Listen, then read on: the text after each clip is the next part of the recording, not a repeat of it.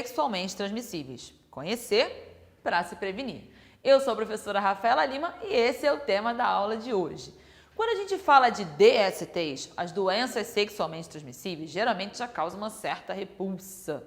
As imagens que vêm à mente são imagens meio pesadas, mas é a realidade. E a ideia dessa aula é que você possa conhecer, pelo menos de um modo geral, algumas delas.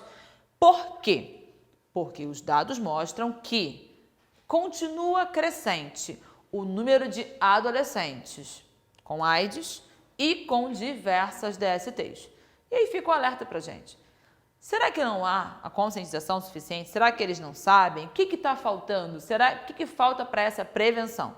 Lembrando que, qual é a melhor forma de prevenção das DSTs? Os preservativos, as chamadas camisinhas, tanto masculinas quanto femininas.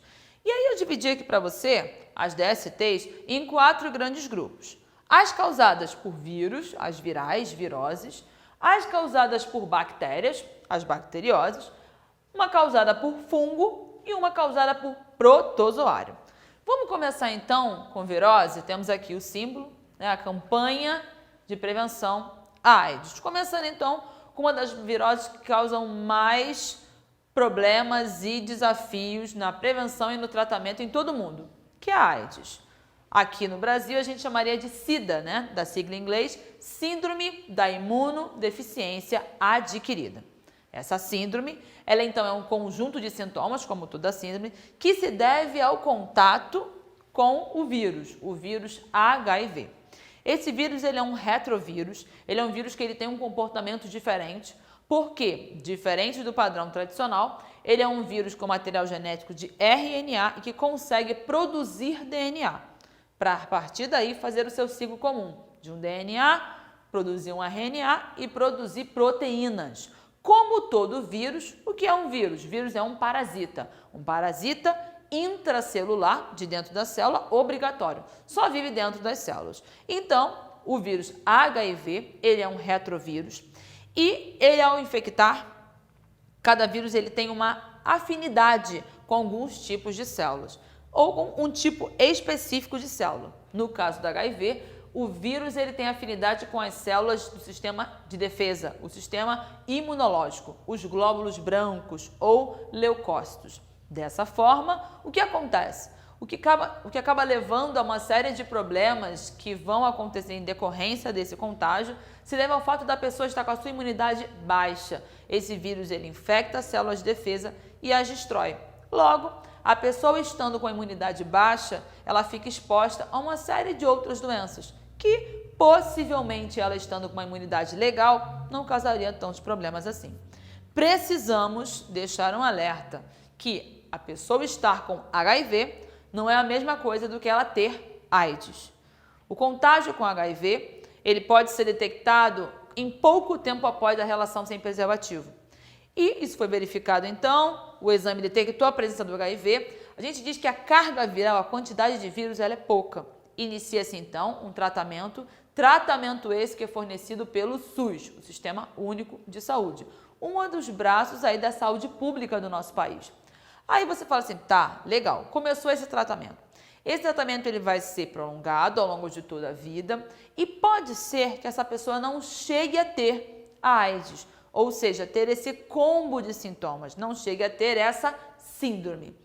Agora, se a pessoa ela demora a identificar que ela está contaminada com o HIV, tem mais espaço para que esse vírus ele se multiplique e vai baixando cada vez mais essa imunidade, abrindo a porta então para uma série de sintomas. Aí sim, a pessoa vai ser identificada como AIDS, ela está com a síndrome da imunodeficiência adquirida. Prevenção, estamos falando de camisinha, estamos falando de preservativo. Atualmente, a geração atual não viu seus ídolos morrerem devido à AIDS, o que gerou uma sensação de que não é tão grave assim, tem tratamento, o governo dá, é só ficar tratando e tá tudo bem. Não pense assim, é uma doença grave, ela é tratada? Sim, porém as variações no corpo de cada um são muito grandes, então o caminho é a prevenção. E aí a gente avança um pouquinho mais, falando aqui de mais 3 viroses. Estamos falando então de herpes. A herpes, existe tanto a herpes genital quanto a herpes bucal. É um vírus que ele vai se caracterizar por pequenas feridas, tanto na região, no caso falando da herpes bucal, quanto da herpes genital. Pequenas feridas, pequenos machucadinhos, bolhas, e ela é uma doença que ela é cíclica, ela vai e volta. A partir do momento que a pessoa ela está contaminada com esse vírus, isso foi diagnosticado, ele vai ficar sempre presente no corpo da pessoa. O que vai ser feito? O que vai ser feito são medidas paliativas nos momentos de crise, mas ela pode ir e pode voltar. No momento que ela está ativo, com as feridas, com as bolhas, com aqueles machucadinhos, é o momento da alta transmissão.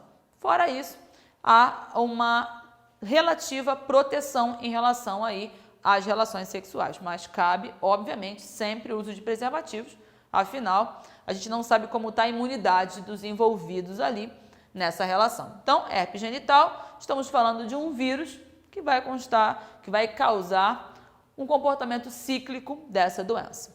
E aí a gente avança um pouquinho para falar do HPV. O vírus do HPV, a doença a gente chama de condiloma acuminado, ele causa pequenas verrugas, especialmente no colo do útero, no interior da vagina, lá no fundo, no útero. São dolorosas, o tratamento é um tanto doloroso também, e houve um alerta maior a respeito do HPV, por quê? Existem alguns tipos de HPVs e verificou-se que alguns desses, essas verrugas, elas evoluíam não para algo pontual, como a verruga é um tumor benigno, ele não se espalha, mas ele evoluía para um tumor maligno, para o câncer, o chamado câncer de colo de útero. Como tem observado assim, uma crescente da questão do câncer de colo de útero, entrou-se em pesquisas e hoje se tem a vacina de HPV, justamente visando prevenir esse problema que pode levar a alguma dessas variáveis ao câncer de colo de útero. E aí a gente chega então na hepatite B. A hepatite, o vírus da hepatite, ele vai infectar o fígado. E como todo vírus que afeta o fígado, ele causa uma série de sintomas e o clássico é justamente a questão da icterícia, que é o amarelamento da pele, do branco dos olhos. E essa doença ela causa uma série de reações, como toda infecção, de febre, de algumas dores no corpo, e ela é tratada. Porém, deve-se ter uma atenção, afinal o fígado ele é um órgão vital. Ele vai atuar na parte digestiva, ele vai detoxicar uma série de substâncias, então tem que ter toda uma atenção, porque ele pode evoluir para alguns agravamentos de doenças de fígado, que vão influenciar em todo o funcionamento do corpo, até mesmo na atividade mental. Aí a gente vai então para a categoria das bacterioses, das bactérias, causadas por bactérias.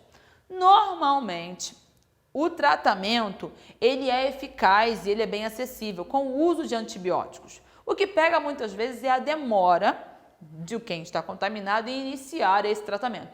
Por isso que deve-se ter atenção, exames rotineiros, observação do corpo, das alterações possíveis. Como eu estou apresentando aqui, algumas dessas alterações. Falando então das bactérias, a gente tem aí então a gonorreia, a sífilis e a clamídia. Tem algumas outras? Tem, estamos falando das principais. Começando então com a questão da gonorreia, a gonorreia ela vai causar uma série de inflamações no sistema reprodutor feminino e no masculino. Então eu destaquei tanto as inflamações no útero, o que pode então comprometer uma gravidez, na uretra, o canal de saída da urina, com ardências, com dor, com obstrução, na próstata masculina e, curiosamente, ela também pode infectar, por exemplo, inflamações de garganta. Vale destacar que qualquer uma dessas bacterioses, elas sempre são graves no caso de uma gravidez. Elas podem, algumas delas, levar a um aborto espontâneo, elas podem levar a má formação nesse bebê, seja no seu sistema neurológico, nos sentidos, problemas de visão, de audição. Então tem que ter muita atenção no caso das DSTs e gravidez. A gente ressalta então aqui falando um pouco da sífilis. A sífilis ela tem uma atenção porque ela tem fases. Ela começa com uma fase muito tranquila, que é a ferida indolor. São umas feridas com a borda dura, só que não dói. O fato de não doer já deixa muitas pessoas relaxadas em relação a isso. E ela vai sumir. E aí ela pode voltar num segundo ciclo, com sintomas mais intensos, e num terceiro ciclo, potencialmente fatal. Então, o tratamento tem que começar já no primeiro ciclo da sífilis. E os dados mostram que o número de casos de sífilis ainda é muito grande. Então, cabe uma atenção maior em relação a isso. A clamídia, ela vai ser então uma bactéria que ela também vai infectar, ela vai causar reações inflamatórias no sistema reprodutor. Então, tanto a questão da uretrite, né, uma inflamação na uretra, o canal de saída da urina, tanto masculino quanto feminino. Ela causa algumas reações, as chamadas ínguas, os linfonodos, que são pequenas bolinhas que concentram células de defesa no nosso corpo, começam a ficar inchados, pescoço, axila, virilha, são bem perceptíveis, podem indicar clamídia e às vezes uma das fases da sífilis também, tem que acompanhar. Inflamações nos olhos e lembrando, isso no bebê, uma mulher grávida, isso é mais grave ainda. E aí eu dou um salto para falar um pouquinho então de duas isoladinhas aqui, uma causada por fungo e uma por protozoário.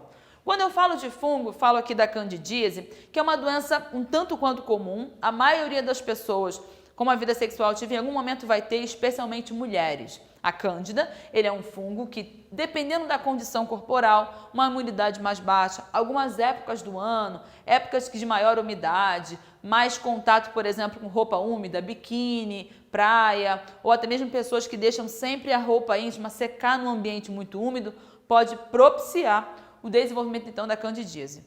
Uma secreção, uma coceira, coisa bem característica de fungo e é também facilmente tratada. No caso aí da candidíase. E falando então de uma doença causada por um protozoário, do reino aí protista, estamos falando de tricomoníase. A tricomoníase, para uma gravidez num bebê, ela é bem grave também, deve-se ter muita atenção. O sintoma principal, ele chama muita atenção, porque é uma secreção amarelada e com cheiro forte. Não dá para passar batido um tipo de sintoma desse. Ela pode causar pequenas feridas, ela é mais forte nas mulheres. Pequenas fissuras no interior da vagina que pode acabar sendo uma porta aberta para outras DSTs. Precisa ser tratada com cuidado, especialmente no caso da gravidez. Então, apresentei para você algumas das DSTs, as principais, e puxando sempre para a ideia de que a gente precisa conhecer para se prevenir. Fechamos então a aula de hoje e até a próxima. Tchauzinho!